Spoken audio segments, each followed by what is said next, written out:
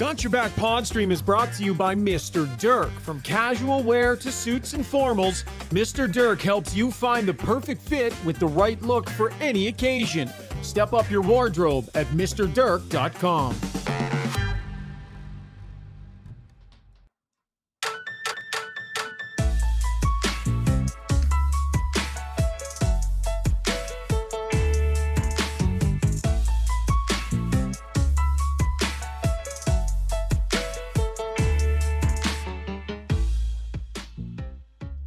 A long flight back if we would have lost that, but no kidding. You know, if you're only going to win one game on the road trip, make it the last one, because that flight home feels a little bit better. The Oilers limping home after a difficult swing. Their game is coming around, but boy, did they ever leave a lot of points on the table on this road trip. Welcome to Got Your Back, folks. Looking forward to breaking this one down tonight. We are live tonight on YouTube and X and Twitch. Jason Strudwick is standing by. We'll see if we have time to get to Brownie or not. Depends how long he hangs in on the old radio show. And we got Zuby at the controls and a great show ahead for you. Some trades to talk about as well in the National Hockey League tonight. So lots of great content on tap.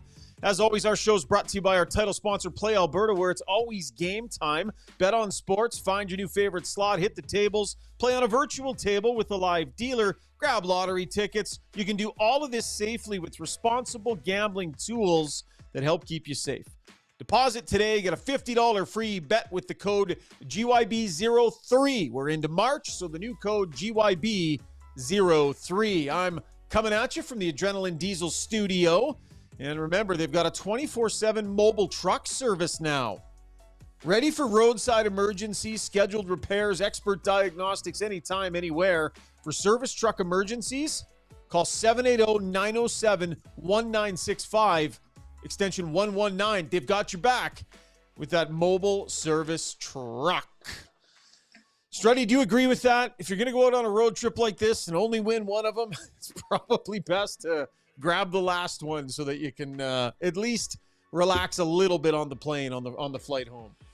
Oh, 100%. Listen, you know, I made it the statement that they were starting to show signs of life their last game there on Thursday, and I predicted they'd win tonight. And that wasn't, don't call. I know a lot of people are saying you're a genius, you know everything. No, I don't. Yeah, but just flooding in on Twitter. Hey, I don't. Like you're just being inundated. My text machine's blowing up over here, guys, and I don't want to hear it. Let's not make this show about me. Let's make it about the Oilers. Let's reflect it back on them. But they did show signs of life. And so what it does, Shog, is it is a more pleasant ride home, although I'm guessing they'll probably sleep some of the way. But more importantly, it gives you some energy going into your first game when you get home. Okay, guys, our game is turning. Yeah, we were in a shitstorm there for a while. Yep, every team goes through it. We're in the ditch. Now we're out of it. We're coming out of it. They're not in the middle of the road. It wasn't a perfect game, but Carolina didn't play a perfect game either. So, but it's much better than they played on Thursday and way better than they played in the previous games from that. Back-to-back better efforts, and I think that matters. So we'll get to breaking all that down in just a minute. Big win for you yesterday, Struds, and we're going to have video evidence of this a little bit later, but I know everybody is always wanting to stay up to speed on you and I and our golf endeavors. Just to recap where things had been at, I've basically been crushing Struds since we started this show, but he got a tiny little bit back yesterday. There was a little miniature competition yesterday, Struds, and you were clutch, and you earned just a little bit back. Yeah, I mean, I don't enjoy beating you. It's not, it's just I've been winning all my life. So what are you going to do? You know, you win something. You were probably hitting balls all morning there, and I step into the DeBoer's putting green, and you dropped the first one. I'm like, oh, I've been set up. That's for sure. I think they handed me a rubber putter, but I made it work, right? I made it work, and I downplayed it. It's just another win, and just kind of move on. Sucked. I was rattled. I spent an entire day in the simulator today trying to find my game because after a loss like that to you, I was like straight home, putt for 2-3 hours, spent the day in the sim today. So we'll show people video evidence of that coming up in a little bit. But for now, let's get to our breakdown, shall we? Brought to you by the Alberta Ram Dealers. The 4x4 winter event is here. Get up to $11,200 in total discounts on a 2024 Ram 1500 DT Bighorn. That, of course, is at your Alberta Ram dealer. Take one for a test drive. Look at these beauty machines inside and out. Go see your Alberta Ram dealer today. Lots of talk about Oiler goaltending lately, Struds, and this isn't necessarily the performance that's going to make all that go away, but big statement here from Calvin Pickard. Really, really strong game and big saves at both ends of it, Struds. You know, the beginning, big, huge saves at the end. Calvin Pickard hasn't lost back-to-back games this year. 14-6, the record is sitting at right now. This guy continues very, very excellent backup play. Yeah, and since a goalie coach told me that he's really good at reading the play, I can't not see that now. He's always pretty much right about what the other team's going to do, or what he's expecting them to do, and he's in the right place and it hits him. This is great value. The Oilers getting great value out of this guy as a backup at $1 million. He's played so well for them. And he was tested tonight. There were a lot of tough saves, especially with 50 seconds to go. And maybe arguably one of their 2 or 3 most dangerous players gets a breakaway, and he makes that save on Sebastian Aho. So this was a important thing for him. And quite honestly, Schauger, this isn't the first time. He's repeatedly stepped up when the team needs him to play big games. And we'll even go back to last spring against Vancouver Canucks in the second round. Yeah. I mean, Calvin Pickard is doing his job. You know, he's had some ups and downs a little bit here and there this season, but on the whole, for what you're paying him and what he's given you and what he has shown you he can do in the past, which is step into a playoff series out of nowhere and give you quality starts. Again, this is another reason why when the question keeps coming up about Oiler goaltending, and I understand why it is, the idea that you're going to bring somebody in at a higher dollar figure that nudges Calvin Pickard out of the picture.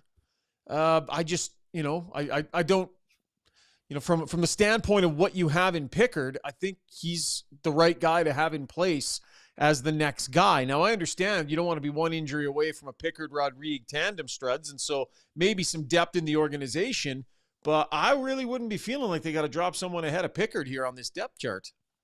Yeah, I mean, what more does a guy have to do?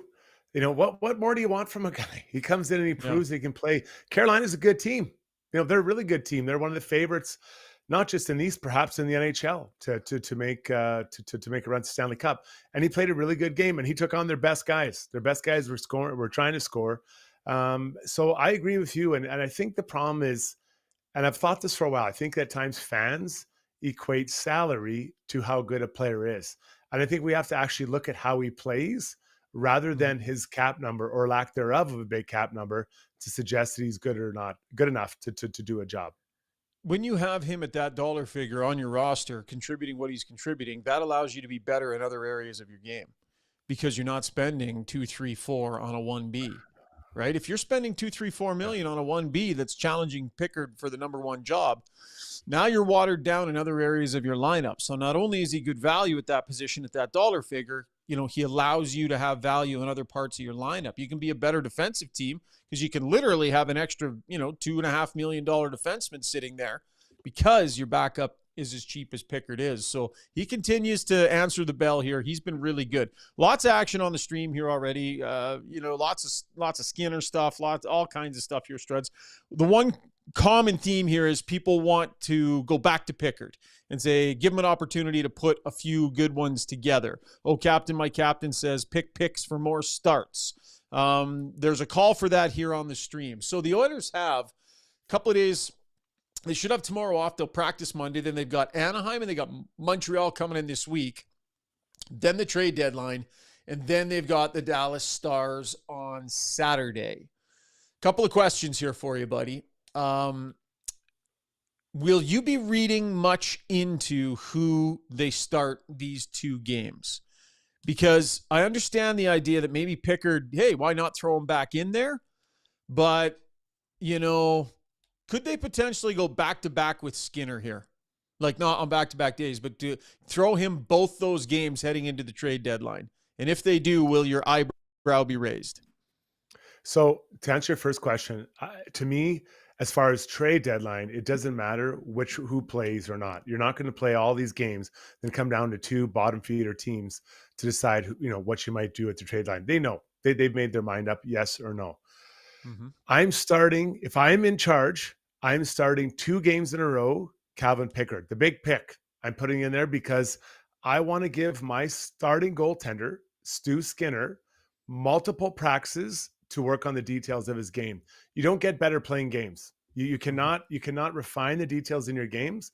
So then I'm very clearly playing him not until next Saturday night, I believe, and that is that the Flames? No, who is it next? Dallas Stars. Okay, hang on a second. So you're saying you're giving Pickard Anaheim and Montreal, so exactly you're essentially giving him 3 straight starts. That's exactly, and it's not about the starts; it's about the time to practice with their goalie coach and his player. And if I'm head coach, I give what's his name, Schwartz, the mandate. You have 5 days here to work with this guy before and after practice. Tell us what he needs and what you need for him to get those details tied up. And that's what Pickard, they could put anyone and call up Oliver Reed. I don't care. You need time to get Skinner back on track. Interesting. And you don't think that is, I mean, he just had a big long break, Struds. Like he didn't practice. It's not like he didn't practice. Wasn't practicing. Right. So it's practice time is what you're saying. So throw that out the window. That doesn't mean anything. He was on a beach somewhere. Maybe he was with his babies, which is awesome too. Whatever he wanted to do. This is the time, and I've seen it. I've seen it with coaches and goalies where we need time to tidy some things up. It has been a while since I think Stu has been as tidy as he wants to be and the way the team wants him. So you just keep throwing him in games. You don't get tidied up. It doesn't work that way. Let him have 5 consecutive work days. Monday, Tuesday, Wednesday, Thursday, Friday, 5 work days. Get it tidied up, or as much as you can, button those things up, and I guarantee you'll see a different player on Saturday night. You can't just keep playing a guy and expect him to change. It doesn't work like that. Goalies need to work on their games as well. Shane Matheson says yes and yes. Lots of people on the stream here are agreeing with you, Struds. Lots of people are definitely smelling what Struddy is cooking on the show tonight. Let's get to our Weiss Johnson sound box. If it's time for a new furnace, garage heater, or hot water tank, Weiss Johnson is here for all your home comfort needs, specializing in servicing your existing system or installing new ones. Visit weiss-johnson.com today. Bit of redemption here for Adam Henrique and his line. Did not have a great night the other day against the Florida Panthers. It was tough. Bunch of dashes. The line in general was not very good. They get the first one tonight, getting it in shorthanded fashion, his 8th of the season. Adam Henrique. A lot of stuff we talked about, we put into play. Playing desperate hockey, start to finish, top to bottom through the lineup and in the net too. So, everybody came to play. Everybody did a lot of the little things right tonight, and it paid off. How about Calvin Pickard, especially down the stretch? Yeah, he's great. He's in there just battling on every shot or rebound. He's making the big saves, and there's rebounds. He's battling right to the bitter end to cover it up or get it out of there. So it's a huge game by him and a big reason for the win. Okay, I realize what I've done here. Do we want to scrap the show and start again, just from scratch? Yeah, I'll get. You the want to just theme start the queued whole up show and- over again? I forgot the Weiss Johnson jingle. We should just scrap this whole show and start over. Jeez. Okay, hang on. Rattled. I have an idea though. This might sound a little bit out there. My dad always complains that we don't play the full thing. So can we play the full 30 seconds? Is that our penance for missing it completely? I Is think the full so. 30-second jingle? I think so. Okay, well, okay. Yeah, well, let's play a bunch of it. The Soundbox brought to you by our good friends over at Weiss Johnson Jingle. Weiss Johnson, whoa. We're proud to be local and family owned. Local and family owned, and we're forgetting about them. It's unforgivable. With Weiss Johnson, S3V3N says, I hear this jingle in my dreams. Joe Doak says, yes, that is the penance. Jacob GK says, play it. Oh, the big finish, too. So good. The big finish. And the universe is right again. I love it. You made Ricky Sabunia very happy. Balance. All right. My apologies to everybody on the stream. Everybody got extremely upset there for a couple of minutes. My most humble apologies. Struds, let's go next to Brett Kulak's night. So no Darnell Nurse, and someone's got to step up. Someone's got to recognize the moment and step up. What did you like about Kulak tonight? Well, not to be too dramatic, the guy was an absolute beast. He was an absolute beast out there. Played the most minutes of anybody. And it honestly felt like he was out there every shift. Well, you know what? He almost was. 26 minutes almost. That's pretty much every other shift. Crazy. He was so good. And he made a couple of really nice defensive plays, especially towards, I want to say, the middle of the third period. He gets back and just kind of freezes the guy from being able to shoot the puck in the net. His skating was there. He was physical. He was strong on his stick and so confident. He was essentially like the first D-man tonight. First D-man. He played it. He was everywhere. So yeah, absolute beast. And I've seen him play a lot of good games. This is, I think, the best game I've ever seen Brett Kulak play. Really? Yeah. Really? Yeah, You're going to take it that far.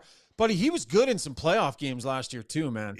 I don't remember getting up to 26 minutes and no Darnell Nurse, right? So he had to take on some additional challenges out there. And I thought he did. Like like I said, he played like a number one D-man tonight. He isn't a number one D-man, but he played like one tonight. Once again, the Oilers' best option in their top four may well end up being Ekholm, Bouchard, Nurse, and Kulak. So once again, when you see a performance like this tonight, Struds, it makes me think that a third pairing left shot defenseman is what the Oilers might be looking at coming into this deadline. That it's going to be a left shot D-man they go out and get, because now you get the option to elevate Kulak into your second pairing where he's shown he can play. And then you've got your choice between Emberson and Klingberg, but not both of them. So get somebody else to platoon in there. And my guess is Emberson outplays Klingberg in the playoff lineup and is the one that's in there. That's my early sense on it. You? Yeah. Klingberg's play with the puck on a stick is good. But tonight, I thought he had a tough time in his own zone. And when I teach kids, what I talk about is stopping, starting when you're chasing someone in your own zone. And if you're not, you're kind of water skiing behind the guy, right? He stops and you tight turn. And we're seeing that from him. He just his defensive game isn't tightening up at the rate I expected. Now, to be fair, I don't think he's even 10 games in yet. And he had a 2-week break. So it's not a huge surprise, but his defensive details today, they're not there. They're not there yet. Also, on that one of those really good chances late in the game, he backed way in on I think it was on a 2-on-2. Like, he gave so much space. You can just tell he does not have confidence in his ability to like stop, back cut hard and kind of control that gap. He was so backed off, and it cost him a scoring chance. Yeah, when you back off that far, you don't trust your backward skating, your speed. And I don't blame the guy. Like, this isn't, I'm not saying he's never had it. It's just that right now he hasn't got that part of his game up and running yet. And it makes sense. It's very, very short time. So, it's a little ahead of ourselves, but getting a guy to play beside Darnell might not be there, but getting a third pairing guy, that might be in the cards for the Oilers. And then your depth piece is Klingberg and Dermott and Stetcher. Yeah. Lots of depth there. You're insulated against at least one injury. You got multiple righties. You can drop Kulak back over to the left if you have to. I can't help but think that a left shot piece, the guy that you could argue, is he a second pairing or third pairing left shot D-man? Yeah. Maybe someone in and around that range.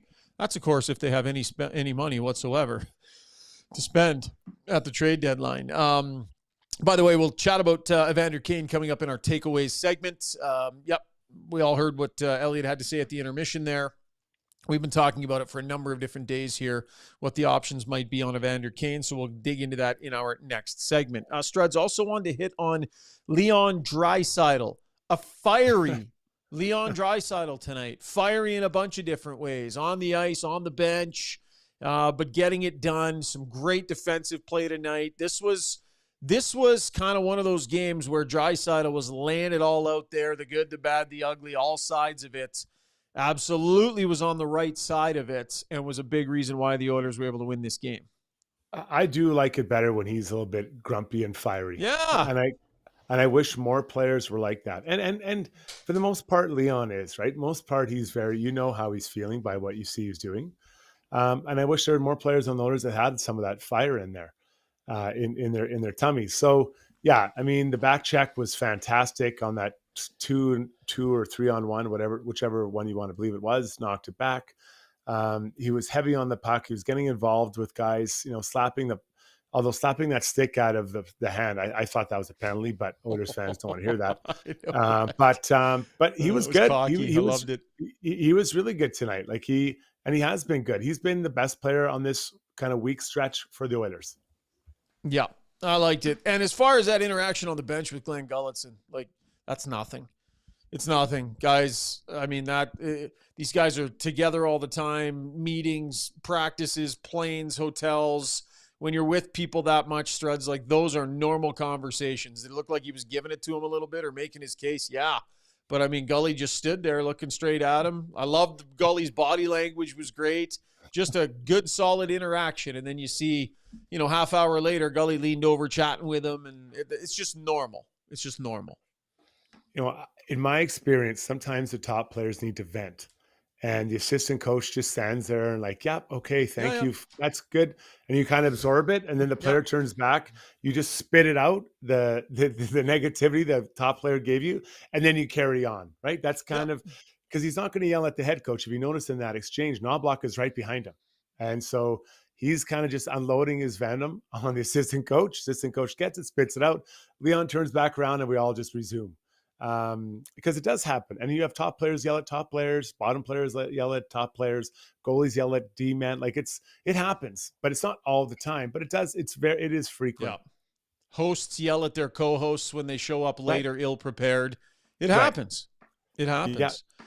Yeah. Something tells me that had something to do with the power play, right? The power play had been a little not great. And the goalie is obviously the one that runs that with them. So maybe a bit of back and forth there, but healthy discourse nonetheless. Back to the Weiss Johnson Soundbox jingle. Weiss Johnson, whoa. Double dose of the Soundbox tonight. Absolutely. That's the bare minimum we can do for you. Here is number 29. Yeah, it's a big win for us. Obviously, we've been struggling a little bit and, couldn't find our game for a while there. And the last two nights, I thought were better. You could see it trending in the right direction in Florida. And then tonight was a really good effort by us. Some things to clean up always, but good effort by us. Okay, let's get to our UCAN Youth Services Relentless Player of the Night. 6 unforgettable evenings of laughter and heart are coming at the annual Comedy Nights fundraiser this month. Great food, great entertainment, a sense of community, supporting a spectacular cause. Don't wait, grab your tickets now. UCAN.ca is the website, and mention Got Your Back. That'll get you an additional 10% off. Struddy, who gets the nod tonight as Relentless Player of the Night? Well, we mentioned a few gentlemen that should get it, but the big pick's going to get it. Calvin Pickard. I mean, he 36 shots, saves 35 of them. They needed him tonight to make some massive saves. Many of those there were many non-routine saves. So the big pick walks away. I think that's his second and or third one of the year, guys. Oh, yeah. No, he's a common name called out in our UCAN Youth Services Relentless Player of the Night. All right, Zuby, hop on in here. We're going to get to our DeBoers Golf Shop and Fitting Center YouTube poll, and it is brought to you by DeBoers. The 2025 equipment is arriving. TaylorMade Ping Callaway arriving at DeBoers. Get ahead of the fitting rush. Schedule your appointment today. I actually did a putter fitting the other day at DeBoers. It was awesome. Although I needed a putter for a reason, Struds, because this is what went down. You and I meeting at DeBoers, looking to hook up with some new gear, and a little putting competition erupted, Zuby. I absolutely crushed the first one, but it came down to these two.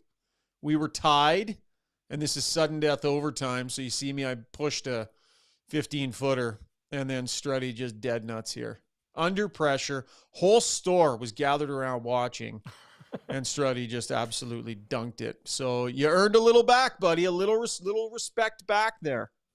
Mm-hmm. Yeah, no, I mean, clutch players come up at clutch times. And maybe next time you should get there 2 hours early instead of just 1 hour early to keep practicing that putt. Was he standing in that exact spot, Struds, just that working on that one putt? His footprint, I could see his footprints there. The first putt I rolled was that one I jarred right at the beginning of that competition, Struds. I had not put a ball yet that day. Anyways, I'm taking the loss. I'm taking the loss with dignity here. You won it fair and square. Zuby, what do we got for a poll today, buddy? All right, so the Oilers play 14 games in the month of March. The question is, how many wins will they get? They've already got one, so 0 didn't make the board. I made a big one at the bottom here. We got 1 to 5 is the first option.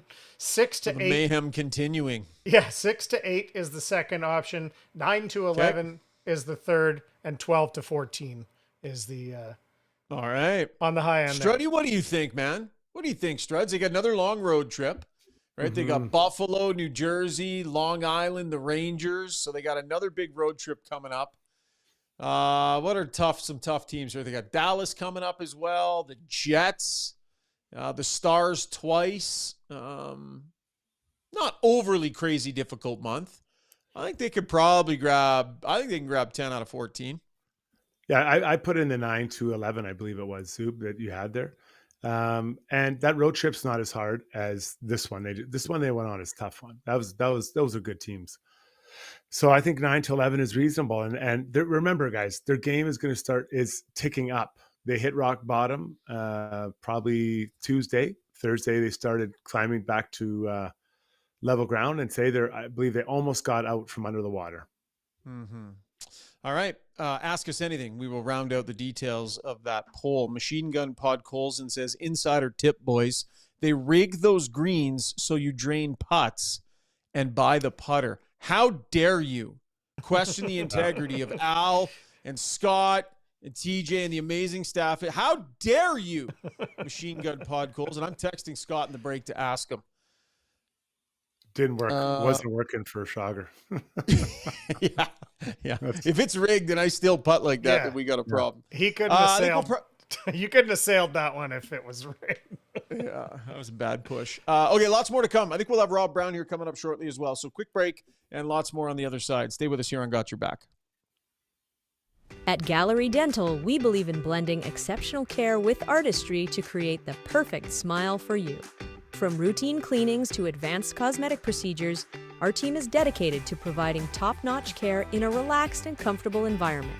With state-of-the-art technology and a passion for perfection, we ensure that every visit is a positive experience. Join the Gallery Dental family and let us help you achieve a smile that you'll love to show off. Contact us today at secolandentistry.com.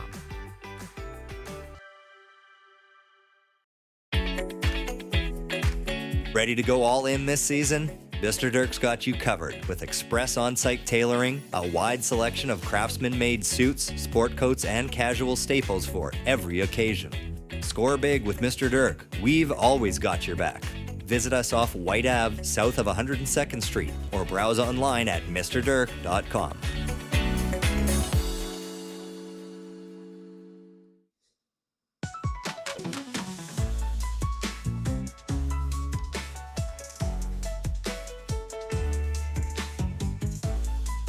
Takeaways and this remix brought to you by Martin Motorsports. There's a new 2026 Skidoo model to give you an extra dose of adrenaline. Born and made right in Canada, Skidoos are made for Canadian winters. Reserve your 2026 ride today at Martin Motorsports. Get an exclusive 4-year warranty on select models. Visit them today on the south or west Edmonton side of town or online at martinmotorsports.ca.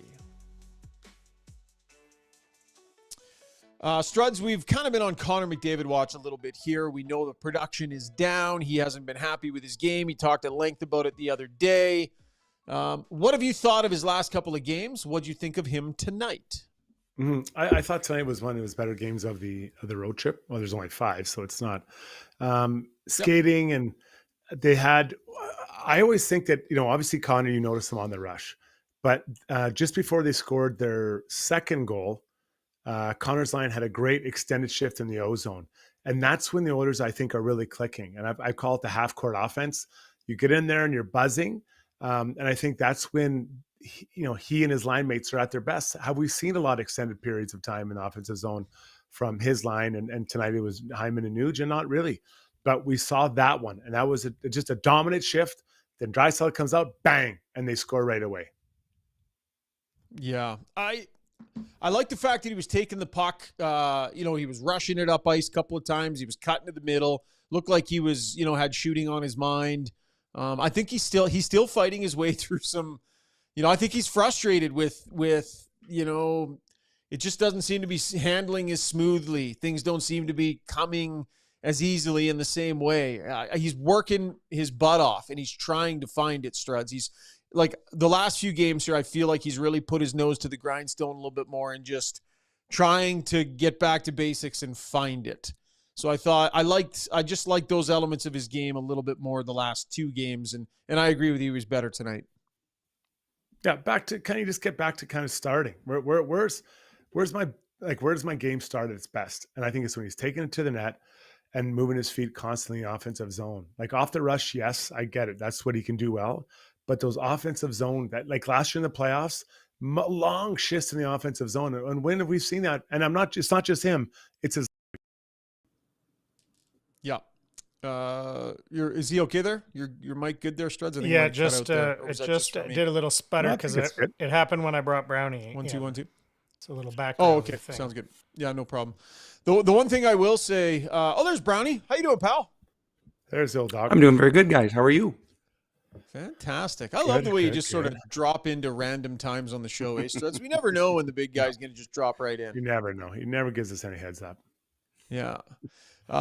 We were just talking about McDavid's night and, feeling like he's definitely getting down to work and trying to work his way through it. The one thing I will say, though, Struds, I mean, time and place. I know you're on the power play, but you step across the blue line, do a little spinorama move, and then turn the puck over for, a break back the other way. All the hard work, all the everything tonight, he almost undid all that with one play that he can't make at that point in time, Brownie. No, he can't. You can't give up a shorthanded breakaway when you have control of the puck in the offensive zone. And he knows that. I honestly, I don't know where his thought process was. He took the puck into trouble. It would have been better for him just to skate the puck all the way back to his own end. Just waste time. You've got control of the puck. Force them to come after you. Instead, he took it into an area where there was danger. He took it between two of his own players. There was just a cluster of people. Can you imagine if they don't win this hockey game? That would have been a worse feeling than the Washington game, the Philadelphia game.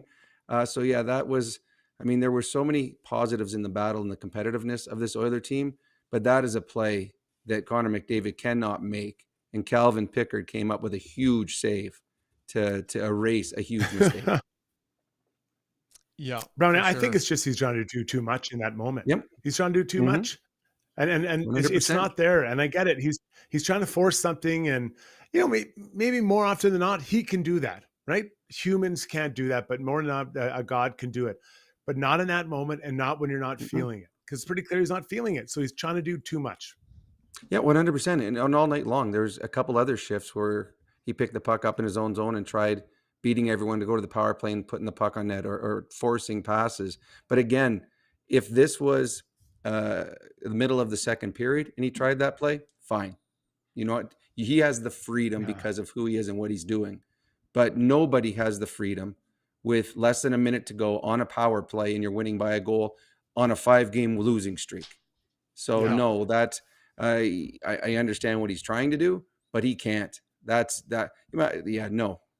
just was a huge mistake that Connor made, and Calvin Pickard, who was excellent all night, bailed him out. Mm-hmm. And talking about the power play, sorry to jump in, Rishaug. How about the first power play for Carolina? I'm like, is there a fourth unit? Look on Rod Brindamore's face. I couldn't believe how bad that was. That looks like when you have a power play practice and the coach is mad. He's like, let the fourth line go and the fifth and 6D and even the 7th D, let them go. That I couldn't believe it. Guys running to each other, couldn't make a pass. I'm like, wow, Oilers, turn your sticks over. I think you'll still get it done. Honestly, on the power play, there's probably 4 times tonight where Carolina players ran into each other. incredible. And they hit each other, and then the puck just went to an Oiler. You couldn't even evaluate the Oilers' penalty killing on the first couple of power penalty kills because it was the Carolina Hurricanes that were just completely they had no idea what they were doing. So the Carolina got better as the game went on, but they could have taken control of the game in the first period because of the power plays they had, but they actually lost momentum every time they got the man advantage early in that game. But guys, the best penalty kill on the ice today was a Carolina power play. They were elite penalty killers. Like, I couldn't believe how good they're doing a job of killing it. Isn't it crazy though? The power play that was that bad could then look that deadly that got one at the end. Yeah. I mean, they were dominant at the end. Nice call. Puck control, snapping it around. You realize how much skill there is on that power play when you watch them do that. That was really something. Quick housekeeping note here, Zuby. Want to give you the heads up. We're going to go to Take a Lap next, and we're going to keep Brownie for that because there were some significant trades today that we're going to discuss, but I want to have Brownie in for that discussion, Zuby. So if you need to prep a 3-shot for that, go ahead and get that ready. We'll do that next before Brownie Points and before Struddy's World. Brownie, some bigger picture thoughts from you tonight. Struds and I talked a lot about Calvin Pickard and Brett Kulak. So if you want to just give us your thoughts on what the two of those gave tonight and maybe how much that means. Well, the Oilers finally got a goaltending effort that stole him a point. Well, stole him too. I mean, he was excellent. And I don't know if you guys talked about it. To me, he's earned the start on Tuesday night on home ice. And I don't think it's even any question. The way he played tonight, he was excellent. As for Kulak, I mean, Kulak has probably raised his ceiling this year. And he's been very consistent. But I don't know how many what is this, year 3 for Kulak for the Oilers right now? That might have been his best game that he played for the Edmonton Oilers. He was everywhere. When this team needed, when Darnell Nurse is out, they needed someone to step up. Kulak was so good in this hockey game. So tonight, to me, the two best players were Pickard and Kulak, and a big reason that they won this hockey game. You guys are such pros. So, Brownie, just so you know, Strud said the exact same thing. Might be the best game that Kulak has played as an Oiler. Really? He also said that he's earned the next start, but Struds feels the option should even be there to give him both of the next starts. And then what you have is a good solid stretch of like 5 days of practice for Skinner to just get things sorted out. Lots of practice time to get himself sorted out. I think let's do that with an option. Because if Calvin Pickard goes in on Tuesday and it's not a good night, you're not giving him 2 games in a row. Yeah. But I do believe, I think right now the way the Oilers are playing, because they're not playing very good defensively. They weren't great defensively again today. Battle and compete was good. Battle and compete were good. But they were better, but still. So they need to solidify or to have solid goaltending. And Calvin Pickard gave them that. So he gets the next start. And then if he plays well, 100%, give him another start. We had phone calls, and I don't know on the texting line that you guys have here. We had phone calls tonight talking about what could Calvin Pickard be the starter. And my belief is for the Oilers to win a Stanley Cup, it's got to be on the back of Stuart Skinner. I think his ceiling is higher than Calvin Pickard. I don't know if Calvin Pickard can be a guy that can give you the entire Stanley Cup playoffs and take you to the promised land. I think he's a really good 1B. But I do believe they have to get Skinner in the right direction if this team wants to challenge for a Stanley Cup. Let me just explain, Brad, why I'm running him the next 2 games no matter what, and I really don't care what happens because Skinner needs time to tidy up his game. So it's not so much about even what happens in the games. They got to give him a chance to work with the goaltender coach 5 days in a row to get it. So even if Pickard's not great, I'm still going because my focus is to get Skinner the practice time he needs because right now his details aren't tidy. Yep, you're right. And then you're more or less agreeing that for them to win a Stanley Cup, it's got to be Skinner, not Pickard, to win the cup. Mm-hmm. I would tend to agree with that, right? I would agree with that at this point. Nick Biskupek says, quick housekeeping note, don't miss the jingle. So Nick's still very frustrated at me for missing the Weiss Johnson jingle. Nick, that's a fair point by you. Let's go a third time to the Weiss Johnson soundbox. We're going to hear from head coach Chris Knobloch. Jingle. Weiss Johnson, whoa. Just let it breathe, Zuby. You got to settle the locals here. Settle the locals down. There it is.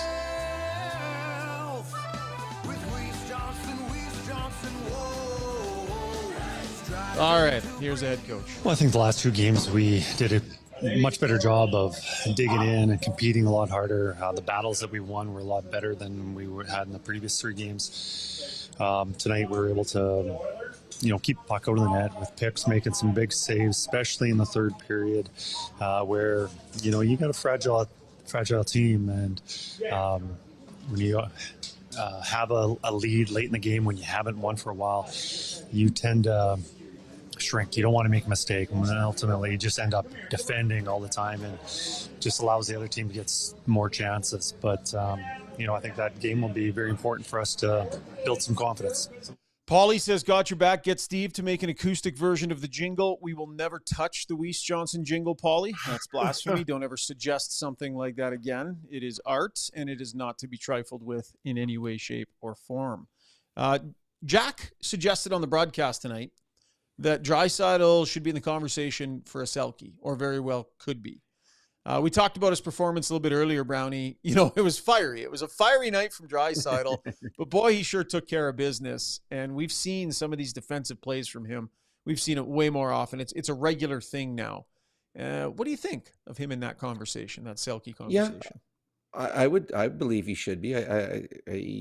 He goes up against the other team's best players a lot of the time. A lot of the teams want to put a checker on Connor, and they try to play their best player against Leon, but Leon usually ends up on the right side.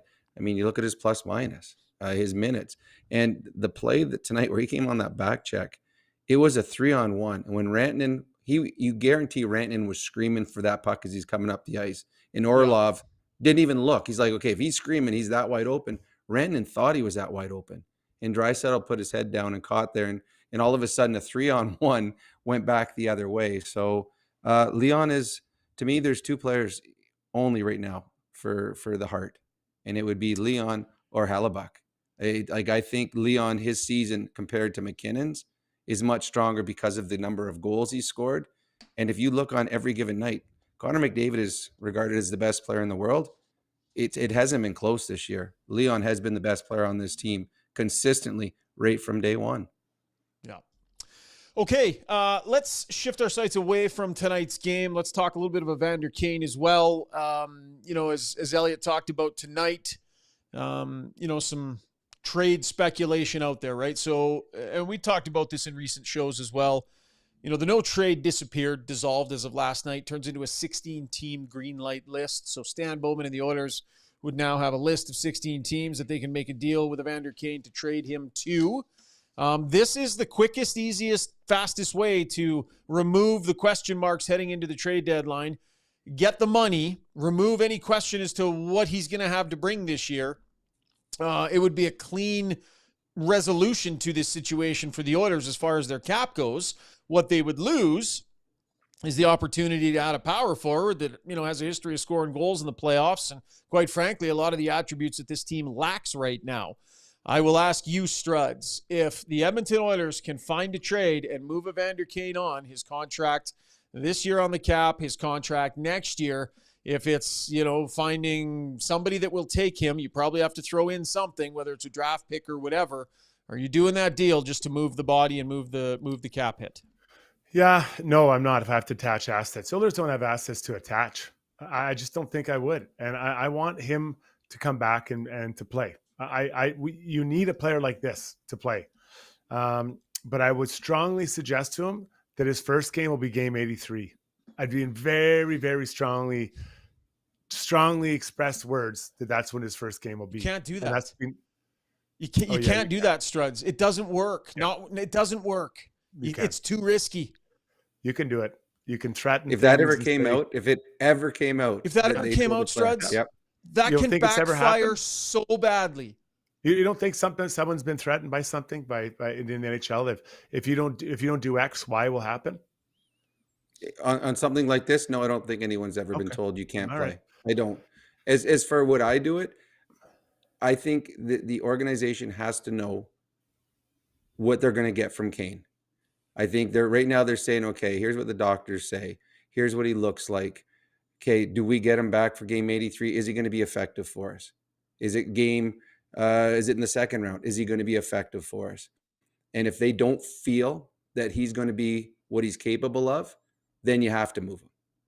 If they feel that there's any chance that he's coming back before game 83, then you think about it. But the problem is, Strud says, what do you give up? Because if you're asking someone to take his contract this year and his contract next year, Evander Kane comes with baggage. So I don't think they're going to take it for here's a 5th round or 2, take Evander Kane for us. I think you're going to have to put something in. Cassian was a 2nd and a 4th, or a 3rd and a 5th.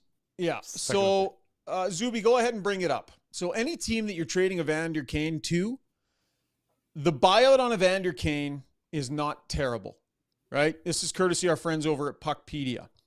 There you see it. The base salary at $4 million, and the cap hit 25-26 is 2.45 on the cap, and then 1.3 the following year. This is not prohibitive to somebody buying him out. So if you can find a team that is willing to take him on, and if he plays, he plays. If he's available, great. The risk is that maybe he can't find his health and doesn't get back, and then you've got an LTIR situation, or potentially you've got this buyout option as well. So the buyout on Evander Kane is not terrible. My thought is it might be heading in this direction anyways here in Edmonton. It very well could end up in this spot, before next season anyways, where the Oilers would consider doing this as well. So you're not sure if you're going to have the cap space here. I reached out to try and get some clarity today. There was no clarity that they were willing to give me. Maybe others will get it. But I went looking for an answer today. If the Oilers had any more clarity, there wasn't an answer to be found. But we do know that if they just flat out trade him, then they've got the cap space and the ability to add to this team as it currently exists right now, and it answers a lot of questions. So I would think, Struds, they have to be exploring this option. And I would attach an asset to move on from this contract. I would. And all due respect to him, I would attach, I'd even go so high as a 2nd round pick. And they've got a 2nd round pick this year. They got a 2nd round pick next year. I would look at doing that. So Zach Cassian, I believe, was a swap of the 1st, then a 2nd or 3rd rounder. Would you do that? No. You're getting into that's too rich to be doing that. But that's what Zach Cassian was. I think Zach had another year or 2. But that's this is a buyout that isn't terrible, and it's also potentially a much more useful player. Like if he comes back and plays, whoever trades for him actually has a chance at getting a pretty motivated and decent player. Would anyone here be shocked if Evander Kane had a pretty good year next year? It's in a contract year, right? Would anybody be stunned by that? Would you be stunned by that, Brownie? No. Players know when it's their contract years. All of a sudden, they're a little bit better those years. Again, if there's any doubt in the Oilers' mind of Kane being able to get to what they need him to get to, then I would move him. If you believe Kane can get to where he is or where he has been in the past, if you feel that Kane, in game 83, we think we can get Evander Kane, that mean, aggressive guy that can pop some big goals. If we think he can get there, you keep him. But I think you have to have in your mind what you're going to get. And if you don't think Evander Kane at any point this year is going to get back to where he has been in the past, then I do believe you have to move him at that point if you can make it work. But how do you make that? You can't. there's no way of knowing that, right? There is. I think talking to the doctors. You can't tell. Looking at the fitness level. Yeah, you can. Doctors will know when he should be able to. You have no idea. Is he into it? Is he going to want to be physical? Is he going to play hard? You have no idea. You have no clue about any. You can say he's at this health, but it doesn't mean he's going to play hard or not play hard. You can't tell. You have no idea. Well, if you have no idea, then you have to move him. If you have no idea, you have to move him. The worst case scenario here, guys, is that Evander Kane potentially can get into games before the end of the season. So the Oilers can't spend his money at the deadline, right? Mm-hmm. And then as hard as he tries, and I believe Evander Kane is going to do everything in his power to be as good as he can for this team. I think 100%. Like Evander Kane deserves the right to try and rehab his injuries and resurrect his season. He has every right to, on a reasonable timeline, rehab these injuries and get back in the lineup and try and earn his, try and find his game so that when the playoffs start, he's not an afterthought. In his head, Yep, he I might agree be with like, you. no, man, I want 5 games so that I can get my game where I want it to be, so I'm actually an option in the playoffs instead of, yeah, okay, I'm not going to play till playoffs. Now I haven't played a game all year, and what guarantee do I have you're even going to give me a go? You know what? So he has the right to try and rehab this, get into games. The problem is by doing that, he puts the team in a tough position because they're not going to be able to take advantage. So Struds, if he gets into games, they can't spend the money. His game, understandably, isn't at a high enough level come playoff time. Now you end up with a Kane that's not ready. You didn't use the cap space, and now your team is this team as it is basically heading into the postseason. That's not a good scenario. So I'll go back to where I started. You strongly encourage him You can't do that. to not come back. Can't in do game that. 83. And you Can't do that. You can. So guys, listen, you you can't. sit down and you say, listen, for the benefit of the team, we would like you to come back game 83. This allows us to know where your money is going to be. You're going to play in the playoffs, but we have to be able to add people. This is for the benefit of the team. This is what we want to do. And we think that the added time will be a good thing for you. Nope, I All don't right. think you can't do that. If that ever comes out, You can't.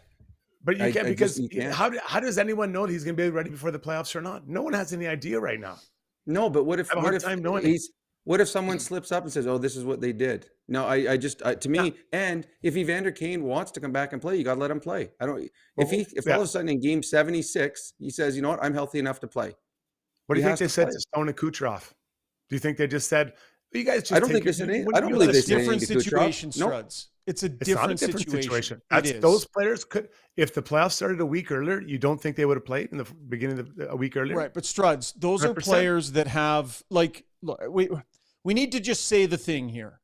Like, Evander Kane is a little bit more of a wild card than a Mark Stone or a Kucherov would be, given his history with Tampa, Mark Stone's history with Vegas, right? Give Those the guy a chance. conversations are different than a Give GM him a in his chance. first year with a team dealing with this player for the first time.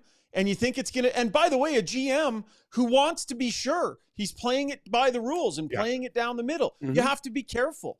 And if this You thing give the player a backfires chance. and it comes out that you pressured a player not to play when he could have, Okay, But how so do what you know he happens, can go Struds? well. Okay, How Struds, do you know what he happens? can? Here's You the don't know he scenario, can. Struds. Struds, what happens if that's suggested? Okay, you know what? We really would be the best thing for us is if you waited till game 83. Okay, Just like Stone they and have that Kucherov. conversation. Just no, like no, Stone no, and no, no, Kucherov. no. You I know, do you not say it. believe that You say happened. it, 'cause it's no, the same No, I thing. disagree. Go ahead. I It's the disagree with same you. I don't thing. think either one of those Same thing. players. I disagree. Struds. You don't think it's my they could have turn to played a talk. week earlier? No, 2 weeks earlier? no. Nope, I don't. 100% they They could had to go through. 100%. Well, you just asked me if I thought, and I said no, they don't. No, they What could have. happens if no? Well, I'm saying you asked me my opinion. I said no, I don't believe Yeah, that. I I'm believe telling they you played what by the is rules. reality. They could have played a week Okay, earlier. There's Jason, no way. it's my turn to talk. I disagree with go you. ahead. We're allowed to I'll sit disagree. down and listen up. Okay, so now what if Evander Kane has that conversation? What if what you say that a GM goes and have a conversation? He says, okay, game 83, want that to be your first game. Then they go into the playoffs. Teams playing well, they don't play Evander Kane. 2 rounds in, he still hasn't played. But he was told, you know what? Don't just sit there. Don't play any games because it's better for us. You don't think something will come out if all of a sudden you're promised you're going to play in the playoffs and then 3 rounds in, you don't get a I sniff? understand. No, I understand what you're saying. So you sit down and you talk to the doctors. Do you know he'll be ready in 3 weeks? We don't know. That's what they're going to do. That's what they're That's what doing. We don't know. That's- We don't know if They he's do going to be know. ready. They have no idea. 2 surgeries. Yeah, He's you just do. started skating last week. He's skating at 60% a week ago. And you're telling me in 3 weeks he'll be ready to play NHL hockey? How much working out do you think he's done over the doesn't need last 3 weeks. He's 7 got months? 5 weeks. He can be ready. Yeah. I don't know how He's much he's been barely working played. out. I doubt it hardly any with all these injuries, right? Like, I'm just trying to think about what is his condition. So I listen, we're not going to agree on this. You can trade him. It takes assets out of your pockets you don't have. Then you got to use other assets to try to trade for players with assets you don't have already because you trade him on for Evander Kane. I think you hang on to the player. If he wants to stay, you just keep him and hope it works out. And if that's it, that's But it. you're just going ahead and spending the money. No, You're no, I'm not. saying, hey, No, we'll see you no. game 83, If- and you're spending the cap space at the deadline. If everyone agrees that that's what is going to happen, like Stone and Kucherov, then I do it. If it doesn't, I just hold on to him because you don't have assets to give up. There's 8 more years of Connor and Leon after this. Who are the young guys coming up going to play with these guys? Take me through the list, the long list of players for the next 8 years. There's nobody. There's a handful of players. Nobody. How many You know where second they are? round players? How many second rounders have the Oilers had that have played for them? How many players do they have right now that can go play for them? Well, how many Which second young players rounders? on the team next year? Like Xavier Brogo, gone. Dylan Yeah, Holloway, gone. but All these but guys the are gone. second They rounder need that you're giving players. up's not going to be playing for the Oilers next year. What's maybe 4 years from now? They need someone to play on the team in 4 years. They can't just. Maybe. They're an old Yeah. team. So I know people want to win the Stanley Cup this year. I get it. But you have 8 years of these guys still, boys. You have to look at that. You have to think about how do we make this work. So I come from a different place. I'm trying to think long term as well as short term. And by just keep shipping assets out for Reinhardt, for Anastasiou, and Mike Green. Well, those are bad trades. Those are bad trades. Just the big guy that was the right-hand shot deep forward from Phoenix. Like, just keep Michael Kesslering. Do you think he might have looked nice? Maybe. Yeah, he would have looked good. Mm-hmm. Right? That's the problem. You just keep shipping out there. They're spending like they've won multiple Stanley Cups, and they don't have it right now. Their team is old. Right? In 2 years, where's Perry going to be? Henrique, Brown, Janmark. Who's replacing all these guys? Everyone wants to come to Edmonton. They would because they're winning. So, right. So this is a big so conversation that we got way off the track. But no, it's fine, buddy. We're a week away from the trade deadline. This is the time to have this conversation. It's fine. We can railroad this pod anytime with this kind of relevant chatter. I'm in the middle ground with you guys. Brownie, I believe that it was cooked with Stone and Kucherov. I'm with Struds. I believe that was cooked. The point I'm making to you, Struds, is when you have a history with your organization the way those guys did, and when you're those players as an organization, you can find that agreement with those players. Yeah. What I'm saying to you is I don't believe that agreement is there to be found with this player in this organization. Okay. And maybe it isn't. You have to be careful. That's you fair. got to be careful because it might backfire on you, right? But then you hang on to him. So now you're faced with the potential worst case scenario, which is you don't spend the space, but you also don't have a viable option from the player at the most important time. And that's what you can kind of, if you can find a trade, now you've got a chance to help yourself. But whether they should be spending assets this year or not, fair point. And maybe we can dive into that in future shows. But on the issue of Kane, Struds, I don't believe you can say to him, you'll be back game 83. We'll see you then, Evander, wink, wink. And have the player sit there and just have to accept that. If he's fighting for his year and ready to go at game 77, you think Evander Kane's going to sit back and just be fine with that? Listen, I don't know what he's going to be. And maybe he won't be. Maybe he will be. But I'm telling you guys, 6 weeks to get ready at 60%. Show me the player that can do that and do it well. And maybe that's what the doctors will say. And maybe that's what the doctors will say. And my guess is there'll be like multiple doctors and multiple opinions. And so if they go to Stan Bowman and say, based on where he is today on March 5th, there's no shot he's ready before the playoffs, then Stan Bowman can take that word from his doctors and probably go ahead and make those moves if there are moves to be made. But this is not neat and tidy. This is so far from neat and tidy. And this is a difficult situation they're in. And a trade does alleviate some of that. We'll see what happens. Great discussion, boys. Love it. Okay, we're going to take a break. When we come back, we do have some trades to talk about in the NHL today, so we want to get to that. And then we'll do Brownie Points and Struddy's World quick as well. So this has Got Your Back presented by Play Alberta. Good segment, fellas. Specializing in heavy-duty commercial truck powertrain repair, performance, tuning, and part sales, Adrenaline Diesel's professional team is ready to assist you with all of your needs, from the simplest oil changes to engine conversions, overhauls, and engine modifications. Featuring an all-new online parts store and machine shop to manufacture, replicate, or repair parts, visit adrenalinediesel.ca.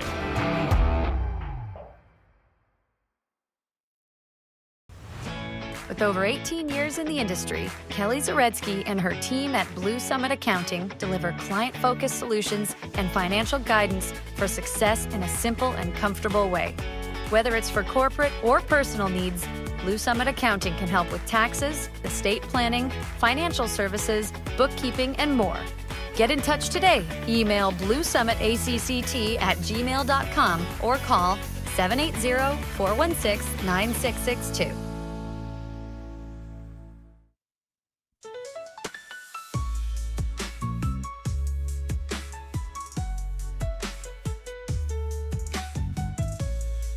All right, time for us to take a couple of laps, brought to you by Acon. If you're a skilled tradesperson or construction professional looking for work in Western Canada, they want to hear from you. One of Canada's original industrial contractors. They're building some of the largest multi-year industrial projects in Western Canada. You can be part of it. If you want to join the Acon team, send your resume to trades@acon.com. That is trades@acon.com. Looking for skilled tradespeople and construction professionals to join their team. All right, the big defenseman out of Chicago. A deal was found today. The Florida Panthers Struds bolster their blue line, move a pretty expensive backup, cost them a first rounder, but, run us through the trade, and what do you think, bud? Yeah, that was pretty much it, right? So the Florida pounced on a situation where it was clear that Seth Jones was probably going to be moved. They get him in a fourth rounder for Spencer Knight, the backup goaltender, expensive one at that, $4.5 million. A first rounder in either 26 or 27, and then they to say thank you, they held on to 26% of Jones's contract to make him a $7 million player in Florida. So nice pickup for them. Florida lost Oliver Ekman-Larsson and Montour. So they had a big piece they need in the back there. And at the cap hit of $7 million, it's not awful, Brownie. No, I think it was a good pickup for the Florida Panthers. They're better. I mean, you got Seth Jones. You can play in your second pairing. He's a big, rangy guy who's, he's got to be excited right now. He's going from a bad franchise to the Stanley Cup champion. And he looked like he had a contract that was never going to be movable. I didn't realize Spencer Knight made that much. Way out, though, hey? He had an active week in the media. Oh, yeah. He went from a guy that never said anything to just, we're not improving. We're not making ourselves better. We're not this. We're not that. By the way, here's the one team you can trade me to, or the two teams you can trade. He wedged his way out of there, and good on him, but he got pretty chirpy at the end of it. No, the Florida Panthers got better, though. I mean, that good move for them, and the 26% retained allowed them to stay just under the salary cap. In all honesty, Schauger, that it isn't.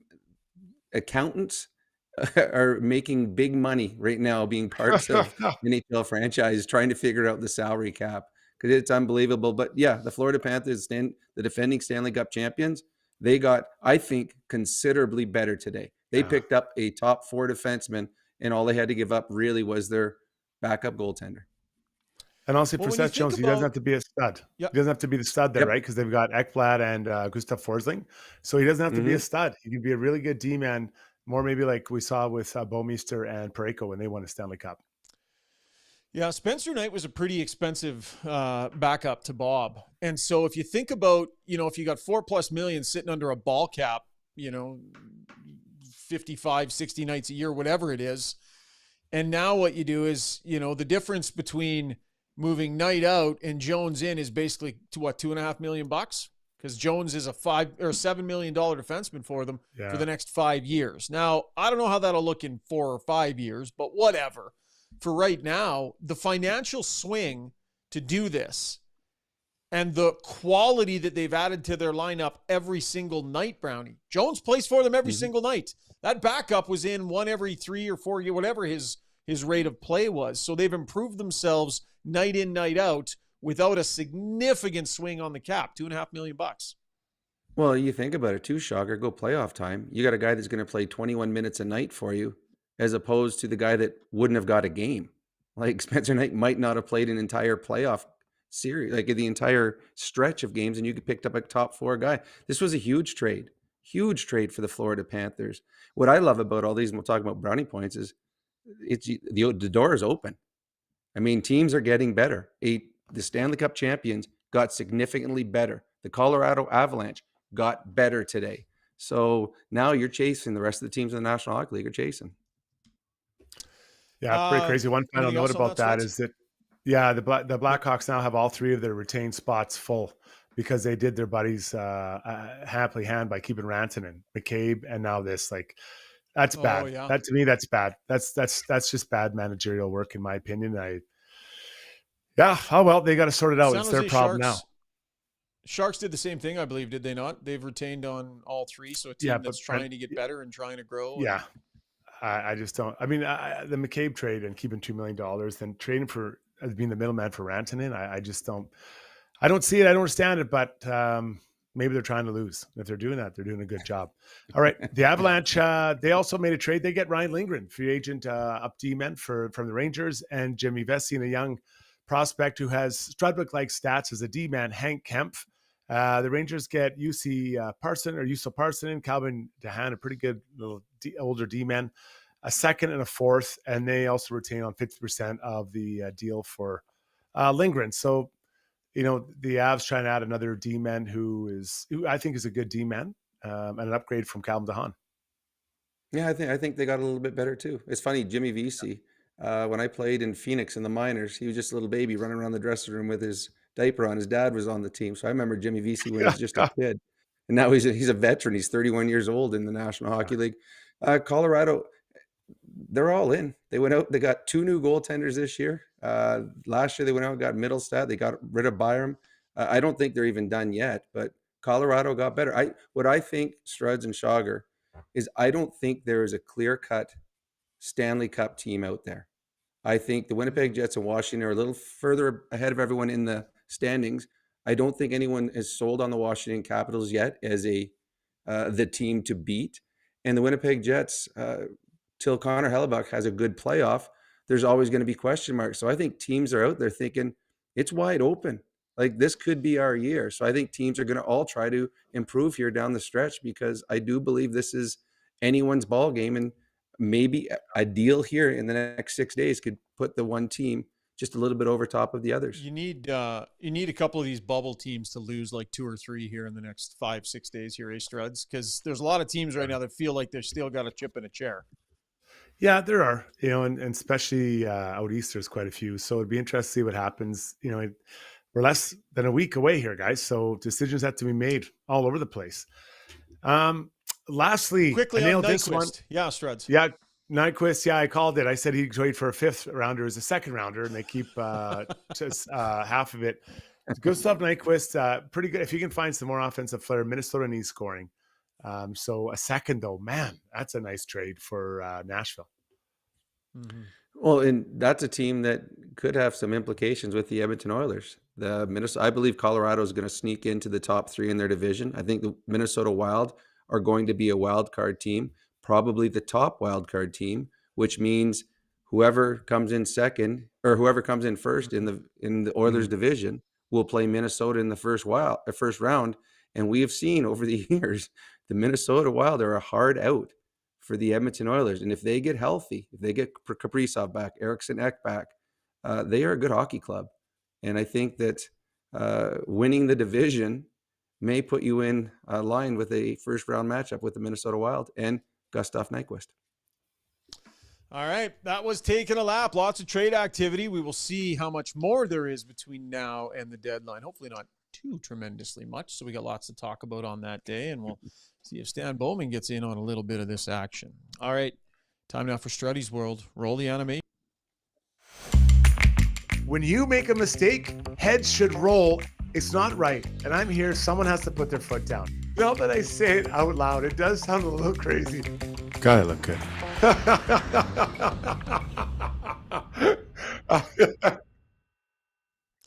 All right, time for Struddy's World. Struddy's World brought to you by DLR Vinyl Products. They have locations in Calgary and in Edmonton. So if you are a contracting business or a contractor yourself, let DLR help you add vinyl fence to your product line. Reliable, unmatched service, high quality products. Visit DLRvinylproducts.ca. Struddy, where are we going tonight, Brownie? Don't argue with him during Struddy's World. Wait till it's done. Yeah, no. Today, I realized something about my youngest son. He likes plain chips. What kind of a person likes plain chips? It's just awful. It's like painting your whole house white. Why bother? Just leave it the color it is, or don't do anything at all. So disappointed. We went and got it. He chose at the Italian Center to pick up plain chips. I'm like, there's barbecue, there's sour cream. Dad, I love plain chips. I'm like, don't. It's just an absolute waste of time. It's like plain Cheerios. It's like having carrots with no dip. So I'm not sure if anyone else feels that way, but yeah, a little part of me died today. My son picked up a plain bag of chips because not only did he like them, I don't like them. I couldn't eat them. Well, that was key. You don't share with your dad because he knows he doesn't like. I love plain chips. Seriously, I love plain chips. Seriously, it would between plain and salt and vinegar would be my two favorites. But a bag of plain chips, 100%. I really do like that. When my dad was young, he told me whenever he bought French fries, he'd put relish on them so that no one would ever steal any of his French fries. So he would just walk around with relish on it so that no one would take any. So yeah, no, I'm all for the plain chips, 100%. I like your kid. Smart kid. Zuby, you can hop in here too, because everybody's opinion on this matters. Struds, does the texture of the chip matter? Like if you get a nice hard ripple with a really good solid texture, does that change your mind a little bit versus just the flat ones? Well, but ripple is not a plain chip. It's a ripple chip. Well, that's like it's plain flavored. No, yeah, it's different. It's a different flavor. That's like saying, hey, do you still like chocolate vanilla milkshakes that have chocolate in them? Yeah, I do. It's called a chocolate milkshake. So it's a whole thing. No. Ripple is just strictly the shape and thickness and texture of the chip. It's not a different flavor. You guys, we're on different planets today. It's like men are from Mars and women are from whatever it's called, the next planet over. Mercury. Venus. Venus. Talking about? Venus, thank you. Zuby, I know you guys are buds now because you have your own show, but can you snap this guy's head into place? Well, ripple chips, I believe, are like salted, so I wouldn't call them plain either. But they're plain. Well, so are plain chips are salted. Are they salted? Chips. I don't think all plain chips are salted. Slightly salted. Yes. Maybe. Yeah. Oh my god. My house is painted white, so I guess I'm on either. I'm on the fence here, but I'm not down with plain chips. If someone said with dip, by this plain chips with dip. thing. Tim DT says plain chips with dip. I could see that, but no, I would never buy. I would never buy plain chips. I bought some the other day that came with my Subway melt that had no vegetables on it. So I had a Subway melt, no veggies, and a bag of plain chips. It was. I'm on your side. I'm on your side. No. I do not like plain chips, so I'm on Team Struds. But then you go and say something as ridiculous as ripple chips are a different flavor than plain chips. They have a different. They're crispy and they have more salt. They're loaded with that sodium. I want to be packed with sodium.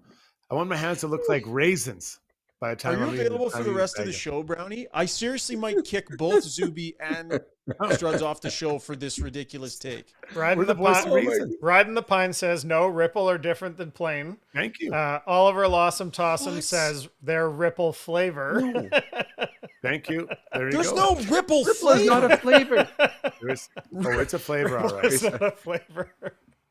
Struddy, I think you might have buried the lead. Maybe your kid was just playing 4D chess and didn't want you to have any. Maybe, does he know? I can get this flavor. Dad's not going to eat any of them. So I'm going to make another statement. I don't like Pringle chips. So he gets Pringle chips and I don't eat them because I don't like it. I don't like that every chip is the same. I don't want every chip to be the same. I like a surprise and I reach in. What does it look like? Oh, look at this guy. He's got a little different personality than that guy. So I don't eat Pringle chips or plain chips. I'll eat Ripple, but not all the time.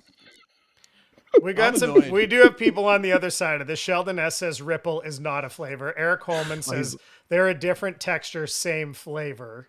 Oh, they lost their credibility, those two guys. Well, Eric obviously is brilliant. It's annoying to me, Struds. You can literally come on this show and say anything, no matter how ridiculous, and for some reason the people support you. It drives me nuts. So it's accurate. Like McFosidle, Old Dutch plain tastes different than Old Dutch Ripple. Truth. There it is. Who asked you, Fosidle? Look at this. Look how ridiculous. Ace 96. Jason is right. They have no salt. How about Nori coming over the top? Is it just me or does Struddy look extra handsome tonight? What the hell? I appreciate it, but that's not what we're talking about. We're trying to stay focused on water on this show, Brownie. No. Pringle chips and plain chips are not there. Ripple's not plain. Thank you, Brock. I'm telling you, people, they're different. It's a different feeling when that Ripple chips crosses the entrance to your mouth. And the Ripple chip grabbing the dip. The Ripple chip goes out and grabs the dip with those ripples. I like it for that. Hugs it. All right. Yeah, but it's still the flavor is different than the texture. I don't understand. I was just tacking that on. Yeah. Struddy's world. And so he gets all this love and then get no respect. And still feels he gets no respect. Ridiculous. There Getting it a is. little big for your britches on Ripple is this a show, flavor in Struddy. Manitoba. I like the Polly one there. That's funny. Polly drops That the was bomb. Struddy's World, brought to you by my brothers, of all people. My freaking brothers paid for that garbage tonight. Ridiculous. Ripple chips are different. They don't like plain chips. Ask them. All right, let's try and recover here. I think about the only thing that could have us recover from this mayhem is the Hamel's Premium Jerky jingle. The Brownie Points jingle. You know it. You love it. It can cheer any of you up. Brownie Points brought to you by Hamel's Premium Jerky. If you're looking for a delicious way to support your team, club, or cause, Hamel's Premium Jerky offers an easy and profitable fundraising opportunity. Raise funds with a high-quality product that everybody loves. Contact them today at albertajerky.com. Brownie, give us your brownie points, and then Struds will correct you and do the real ones after. Go ahead. I got six brownie points to the Colorado Avalanche, who started the sprint to the trade deadline today with their move, picking up Ryan Lindgren, solidifying their defense. You're always waiting for that one team to start the trades, to get everyone going, get their juices flowing. They opened up the gates. All Florida Panthers followed. I would expect there to be a lot more trades this week because of that. I got 39 brownie points to Corey Perry. That's how old Corey Perry is he scored his 13th of the season. He has one less 5-on-5 goal than Zach Hyman. He has two less 5-on-5 goals than Connor McDavid. Corey Perry's having a fantastic season today. It continues with the game-winning goal. The signing that a lot of people questioned at the beginning of the season, this wasn't the bad signing for the Edmonton Oilers. This was one of the very good ones. I got 26 brownie points for the Florida Panthers. Cemented their top four tonight, picking up Seth Jones. He makes $9.5 million, but the Panthers got Chicago to retain 26%, which that allows the Florida Panthers to put Seth Jones in, not having to give anything else up on the roster. They are within the salary cap. 35 brownie points for Calvin Pickard. He was sensational. The Oilers finally got a game from a goaltender where the goaltender stole the game. He got them the points. He was fantastic. He had to stop a breakaway late in the game. He should not have had to have stopped that, but he did. Good on Calvin Pickard, and to me, and Strud said the next two starts, but at least the next start, he is guaranteed that the way he played tonight. And then we talked about him enough today already, but 25 to Brett Kulak. He played over 25 minutes tonight. No nurse in the lineup. They needed someone to step up. Kulak was all world today. That was, as Jason said, Mr. Chip over there, that was the best game for Brett Kulak as an Edmonton Oiler. And I agree 110%. So, and then, a late addition, I've taken away 1 kajillion points from Jason Strudwick for not realizing that Ripple chips are plain. So, minus 100 kajillion points to Jason Strudwick. Well, another night, on an off night, we'll take it to a poll. The people know the truth. They'll speak. Paulie and my buddies will all speak. We'll all make a case. We'll present a case as to why they are or aren't Yeah, playing. we got to book that for the next show. We got to book that poll for the next show. Let's do it. Everything's coming up Struddy here. Paulie even chimes in and says Struddy's hairline actually improved during this pod. Everything is coming up Struddy tonight. Honestly. Seriously. Struds, we should let you go so you can go and never mind. Never Go mind. out on a high note. Go out on a high note, yeah. It's fine. Listen, we know the most of the well thought out world realizes that plain and Ripple are different types of chips. That's the fact. They taste different. They might Plain Ripple. taste different, but they're not different. Ripple isn't a flavor. They both say regular on the bag. Regular Ripple. But you just said they taste different, so that means they are different. That's plain chips are like I'll eat them like if there's nothing else. Well, but a plain Lay's tastes different than a plain another brand. All brands taste a little different, even when they're plain. The Lay's, there's Lay's salt and vinegar tastes different than Miss Vicky's salt and vinegar. Oh, those so are elite. they're always going to taste.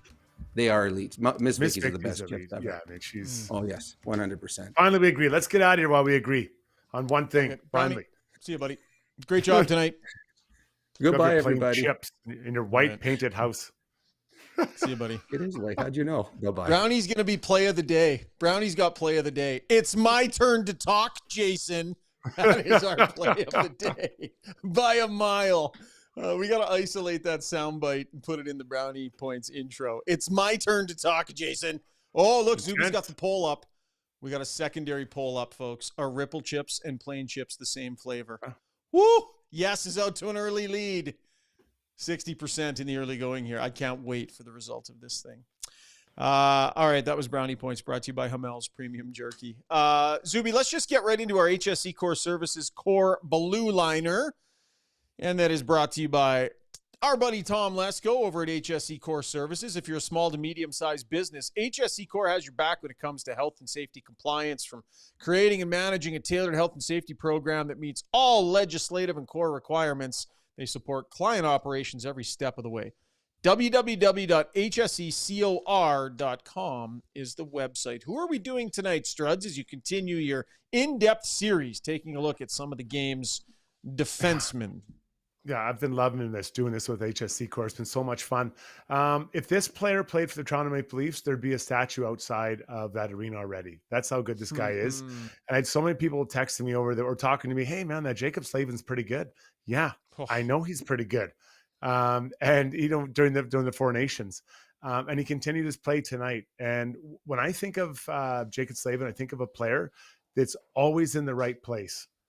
He has a wicked stick. His stick is always knocking pucks away, deflecting pucks. Like even tonight, 2 or 3 times with his leg, with his stick, he was forcing the Oilers to change their shot and or blocking that shot and deflecting it out of harm's way. Always in the right way. And that's just the defensive side. Offensively, he's pretty good. He makes a good pass. He jumps up in the play a little bit. Like he gets a decent number of points, but I wouldn't say he's an offensive wizard. Plays with Brent Burns, who's, although at this age, he's not the same player. But Jacob Slavin is such an underrated player because of the markets he's in. And honestly, Rishaug, and not to be, callous, but that team hasn't done a lot of damage in the playoffs. And a lot of times legends are created in the playoffs, as you'd well know, with all the playoffs you've attended or the finals you've attended. For sure. I would love the opportunity to see this guy play like on the biggest stage and do what he does. He was so good for Team USA. Like he was so good at the Four Nations. He played so well, so effective. And I think the thing you hit right on the head there is the stick. Like being an absolute ninja with that thing. He doesn't have to be the most physical guy. He doesn't have to be the fastest guy. I mean, he gets around great out there. But to be as good as he is with that stick makes it so difficult to get past him and get through him because, he's big enough to stop you if he does decide to go body on body, but you seldom get a chance even because that stick is just so good at knocking pucks away and being exactly where it needs to be. Yeah, and that's a skill in itself. Stick positioning, knocking pucks away, making people change their plays. That's an aggressive way. And I wrote in my notes here, I said he's aggressive off the rush. And that's when he's defending a rush, not when he's on the rush with the puck. And the way he attacks people and makes them make decisions maybe earlier than they want. All right, that was our Core Blue Liner brought to you by HSE Core Services. Ask us anything, the results of our polls, and our play of the day. Still lots ahead. Stay with us here on Got Your Back, presented by Play Alberta.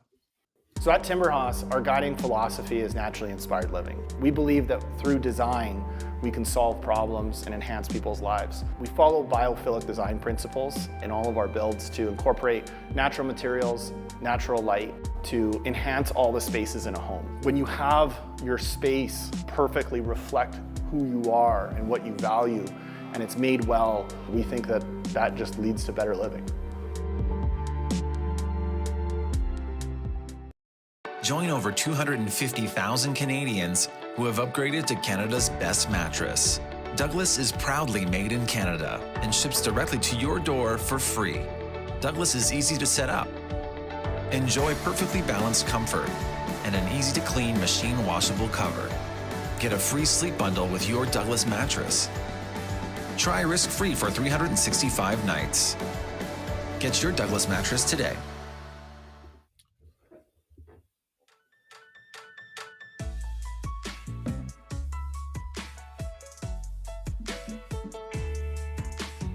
This is getting a little ridiculous, the Struddy love coming in here. Riding the Pine says, Struds doesn't read books. He stares them down until he gets the information he wants. He's not Chuck Norris. We're not starting this with Jason Strudwick and the legend of. Keep your legend of comments to yourself on the YouTube stream. That's ridiculous talk. Let's get to Ask Us Anything, brought to you by BJ Electric Supplies. Founded in 1976, BJ Electric is a full-line distributor providing quality wholesale electrical products for use in industrial, commercial, and residential settings. Proudly owned and operated in Edmonton. Visit bjelectric.ca. Zuby, did we have a result for that first poll? What did people say? The one about how many wins? Yeah, we sure did. Okay, so we said Oilers play 14 games in the month of March. How many wins will they get?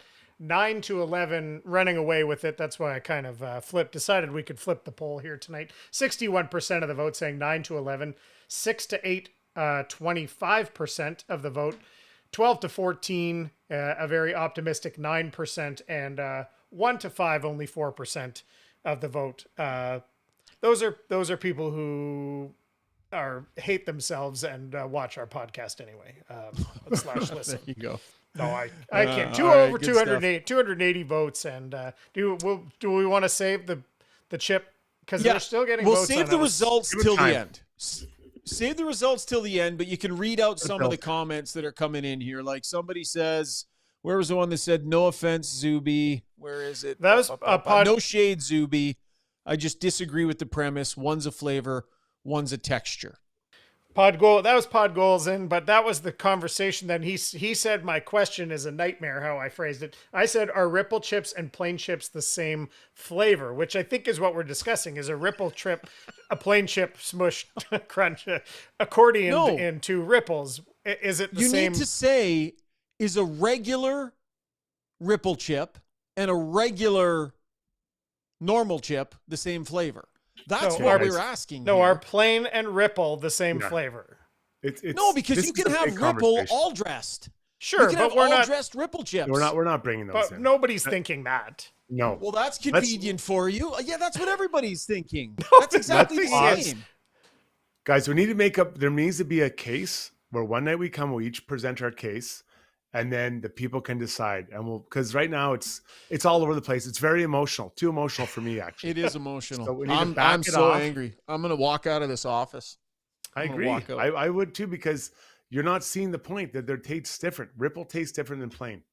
Now Pod Golson says, next poll, what's the better ice cream flavor, chocolate or melted? Which is very funny, but it's still not. I don't think I get it. I get it, but I don't think that's the same. But that's okay. Very funny. Samson says Ripple and Kane are emotional topics. All right. A couple of emotional topics tonight. That'll be the next poll. Which topic did we get more emotional about? Okay, let's get back to Ask Us Anything, because we do have we got a long show and we got some good questions to get to here. So, all right. On Kane, and I wondered this myself. Nick Biskupek says, "How's the relationship with Kane right now?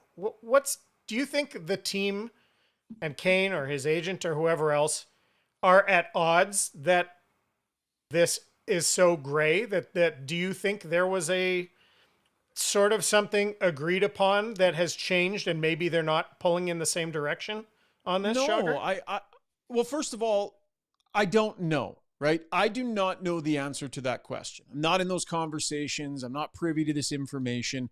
What I will say is that the Kane situation has been made difficult by the fact that it started with a surgery that had a timeline that was a virtual guarantee he'd be back this season, right? It would have been a huge stretch from that first surgery for him to have not been back. What complicated it was the follow-up surgery, the knee surgery that put the rehab on the back burner, and now pushed it into a timeline where all of a sudden he may or may not be back before the end of the year. Because if everyone remembers, Struddy, the plan was, yes, he was going to be back. And that's why they had him on the roster.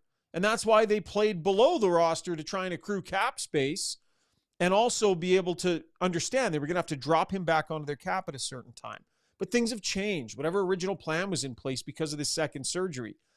And there are the important point to be made here is that Evander Kane does have the right to rehab from his injury, work his way back into the lineup, and present himself as a viable regular season option. He has the right to do that as an injured player. So to go to him and say, hey, don't come back till the playoffs is not necessarily being fair to him. And I know big picture what it means on the cap. And I know, but Kane has a right to rehab and get back in the lineup, Struds, if he can, to try and find his game before the playoffs. And you can't just take that away from him and say, too bad, we want to use your space. Mm-hmm. So they have to be careful. And it's some gray area happening right now. For sure. And the gray area is the unknown of where he's at in his rehab and where he is in his conditioning, his strength, his competing, all that stuff. And that's the great unknown. Like I'm literally fishing in the dark right now. I have no idea where all that is. And we may know more, or not. I don't know if anyone does. Maybe the doctors do. Maybe Kane does. I'm not sure. But if to me, if you get it, if it's like it's 6 weeks from the end of the season, what are we right now? 6 weeks away. So let's just say that it's 5 weeks away when we get to the trade deadline, and they say he could be ready anywhere from 4 to 6 weeks. I'm like, Evander, buddy, game 83, man. Like, let's err on the side of caution. And I don't think anyone in the NHL would blame me because you have no idea. There's no idea what it could be like in 4 to 6 weeks. And what happens if the Oilers use the cap space and go get a top 6 winger? And now he's agreed not to come back, and they use the cap space to get a guy that effectively replaces him in the lineup. And now they're even more hesitant to drop an Evander Kane that hasn't played a game all year into their lineup because they went and used his space because he wink agreed to this. And now you've got a guy skating around in his spot. Yeah. And you don't think that these are things that he considers? Oh, absolutely. A player would. I firmly believe a healthy Evander Kane is exactly what the Oilers need in this lineup. So I don't see another one available in the league. I don't see another one available on anyone's trade board. No one we've covered. Maybe Jordan Greenway. Maybe. I don't know that Jordan gets around as fast as Evander can.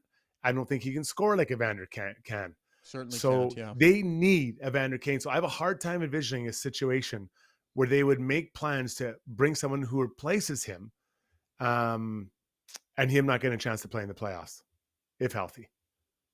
And he's shown he's willing to play. He's shown he's willing to play through a lot, right? He grinded to stay an option for them last year.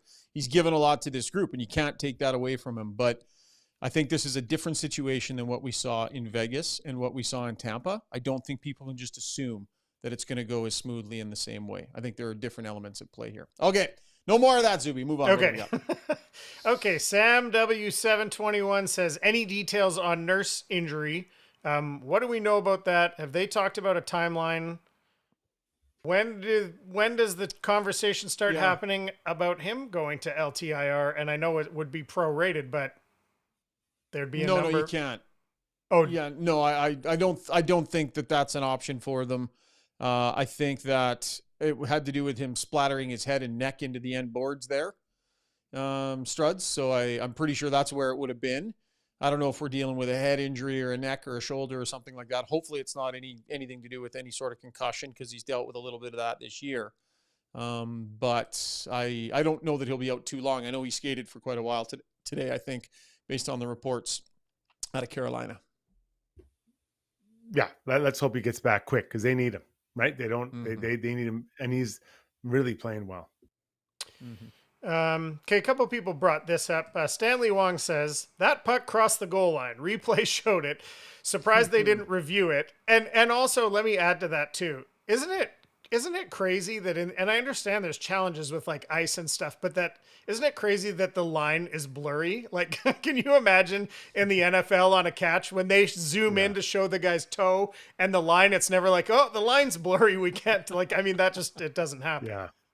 I'll challenge that. I there wasn't white between the red and the puck. Agreed. The replay that I felt there wasn't a goal. It was close, but it wasn't a goal. And then Hyman kicked that other one in. He kicked it in. 100%. It wasn't even.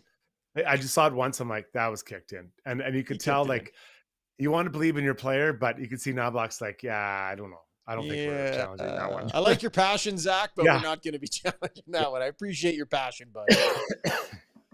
Okay, Canadian says, what's there to talk about Bouchard? Empty net goal, LOL. But I think let's what did you see? We haven't mentioned him tonight. So what did you think about his game tonight? And is there any chance a power play goal, he got off the schneid, the power play empty net goal with less than a second left? I never even thought about that. Yeah. It was a Bouchard power play goal at the end of the game, his first one of the season. I never even put that together. Could it mean anything? I think shooting it off the glass and it going in makes you feel better about yourself. Like, you'll take anything when you haven't scored. And Bouchard's a goal scorer. Make no mistake. Even though he's a D-man, he's a guy that scores goals. So I think he gets his confidence in his play through his offensive play. So that goal, trust me, he hammered that thing. He was putting that through the back of the net or the back of the boards, either way. So he got it over the line. Yeah, it was last second. And I thought defensively today, he didn't have those the kind of the big ones we've seen at times. He was good in from what I remember in his defensive play. Yeah, he's dialed it in. We're not talking about the big mistakes. We're not talking about lack of intensity in his own end. Like, I think he's maybe a little bit like Connor McDavid here, right? The game has been struggling a little bit, but he's on the right side of it at the end of the night for the most part here. And so I would say, good performance tonight. Solid. Good that we're not talking about him. Good that he scores that goal. All good. One or two more here, Zub. Machine Gun Pod Skolzin says, in his opinion, tonight was the indicator Skinner, Dry, Arvidsson as a line is cooked. Time for a change. What did you think of that trio tonight, and is there more tinkering in the future there, Schauger? Yeah, well, it was notable to me that on several occasions throughout the game, he subbed Draisaitl in next to Podkolzin. I think it was Podkolzin and Kapanen one time. I think it was Podkolzin and Perry another time. Even late in the game, Struds. Late in the game, he had Draisaitl out there with Podkolzin on one wing and I think Kapanen on the other. So he kept those guys engaged. So that tells you, the Arvidsson Skinner thing, they stuck with it through a big chunk of that game, but it hasn't exactly yielded great results. I'd keep the lines together again for another game. Keep the lines together. Just give it a chance. Yeah, you've been consistent. Keep it going.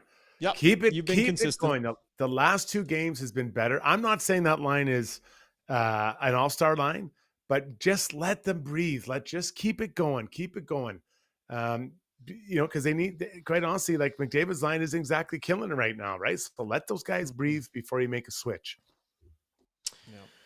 Okay, last one. CK Pond says, we've already addressed this. Pickard should get the next start. Then he's doing his best Bill Maher impression here. He says, new rule. You win, you stay in. You lose, we go to the next guy. I've brought this idea up before when you have goalies in a timeshare, and that's not quite there for the Oilers yet, but why doesn't that ever happen? Like, even as a goalie, I think I would understand, even though there's other factors at play. You could be playing not as well as the other guy and getting wins, but when wins are the only thing that matters, why doesn't a team ever try that? Yeah, I understand what you're saying. And in this specific case, I've made my deliberation on it that you're trying to get your goalies sharp. And I don't believe that Skinner is sharp right now. He needs time on his own. So yeah, I'm fine. I don't care if Pickard is horrendous Tuesday. I'm trying to get Skinner back up to where he needs. He needs practice. He needs sharpening time. And as far as the when you're in, yeah, I think that especially when both goalies are 1A, 1B, you can, or close, maybe 1A, 1A, you can do that. But I think in this situation, you need Skinner to be the guy. Yeah. Yeah, you're going to give your starter the opportunity to play his way through things, right? If you never give your starter an opportunity to bounce back from a loss, how's he going to do it in the playoffs? Because in that scenario, you're never giving your starter a chance to bounce back from his loss. And I don't think when you have a guy that is your starter, I just don't think that's a great way to go about it. You got to lean back into him sometimes and teach him what it's like to go in on Wednesday and crap the bed and bounce back Thursday against a really good team and win a game. So I understand that idea, but fundamentally, Skinner's going to be their guy here, most likely. So you got to give him those opportunities. That was Ask Us Anything, brought to you by BJ Electric Supplies. Great questions on the stream. Struddy, there was tons of other action tonight. That's why I kind of delayed the scoreboard a little bit later here. But let's get to our scoreboard, brought to you by Canadian Club. The all-new CC Club Classic 18-year-old high proof comes in at an incredible 58%. their highest proof CC Club Classic to date. Full-bodied, rich oak flavors, a butterscotch finish. It's awesome stuff. Take us around the horn a little, Struds. 13 games tonight. These are the ones that matter to Oilers. The Blues beat the Kings 4-1. Dylan Holloway, a goal and assist on that one. The Panthers beat the Flames 3-0 as they continue they being the Flames, continue their Eastern swing. The Flyers win in overtime shootout. Mitchkov with that overtime shootout winner. And then the Devils beat Utah 3-1. Still in progress here. We've got, the Canucks cracking deep into the second period, 4-3 cracking. And then that's really it as far as what is coming close to the Oilers. The Golden Knights are not in action tonight. All right. That's our scoreboard brought to you by Canadian Club. So while you're getting all the love on the show, Struds, I get comments like this. SKB says, small pile of rice, says lean into him way too much. So now my dialogue is getting picked apart by people on the stream on top of it. That's just the way it's gone. Why do they call you a small pile of rice? Well, remember the story about my name? I thought it was a little bush on a hill, and then it turns out I've told you this story. Yeah, turns out it was a little pile of rice in Norwegian. You're like a small mound of rice, and I thought it meant little bush on a hill. I forgot about that. When is that term? Story. When is that term needed to describe? Hey, guess who's got a word to help me describe a small pile of rice? Rishaug. In Norwegian, it's Rishaug. So SKB remembered that. Small pile of rice says lean into him way too much. SKB, we all have crutches, and it's a constant effort to remove our crutches. And so thank you for pointing that one out. I'll try and be better / perfect like Struds. Time for our play of the day. Play of the day will be brought to you by Gallery Dental. We're going to really lean into this one, offering a full range of services designed to keep your smile healthy. Their experienced team providing personalized care with the latest technology to make sure you get the best treatment possible. Contact Gallery Dental, YEG.com. Brownie, it's my turn to talk, Struds. It's my turn to talk now. That's my runner-up. I don't know what you've got, but Brownie informing you that it was his turn to speak was a highlight of my night. It got pretty heated between he and I about Evander Kane and where it comes out. And, the great thing is we'll know in 6 days what happens. Mm-hmm. Well, we'll know if they spend the money or not. We won't know if he plays. We won't know if he gets into games by the end of the regular season or not. We won't know, what he's available for, what he isn't available for. I don't know. I'm going to be interested to see how much information the Oilers are willing to put out there. Like, are we going to know what the doctor's timeline is on Kane? I mean, we'll ask Chris Knobloch every day if we have to, but I wonder if we'll get a bit of an idea, or if Stan Bowman strategically, if it makes more sense for him to keep those cards a little bit closer to his chest. I don't know. I'm not sure which way it's going to go. So we'll keep asking the questions, and we'll see what ends up happening. A little spat between Struds and Brownie, our play of the day. Zuby, you want to wrap up that last poll? We got a problem here. It's 154 votes, and it's 50-50. Are you kidding? Okay. What is wrong with half of you? Maybe we have to make a case.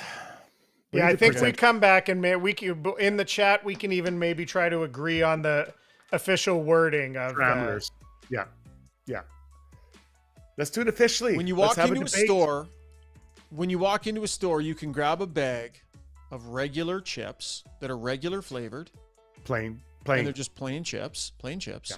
Or you can grab a bag of regular flavored, plain Ripple chips. But Ripple is different. The flavor is Ripple. But it's plain Ripple. The flavor is plain, and the chip type is Ripple. But we're not fooling no one's getting this wrong, thinking when we say Ripple chips that we're talking about a flavored Ripple. That is, the original Ripple chip is just plain salted or whatever you want to call it, but it's 100%. No, we're not. No, Strud said that's a different flavor. Strud said that is a different flavor. It does taste it has flavor, whereas the plain chip is just a sad little unit. Cut his mic. Okay, hang on. Now it has changed. I can hit end on the poll. Are Ripple and plain chips the same flavor? Yes, 51%. Oh, that's opportunistic of you. Well, hang on. That's your side, isn't it? Plain chips the same flavor. Oh, yeah. You're saying I they're win. the same flavor. Yeah, it doesn't. All right. We'll have We're tired. Present. We're punchy. Yeah. We're tired. Let's get out of here. Good job tonight, Struds. You definitely Likewise, won the guys. Good popularity times. contest tonight, buddy. You definitely won the popularity contest. We'll talk to everybody. What are we? Are we Saturday night right now? Yeah, so we'll talk.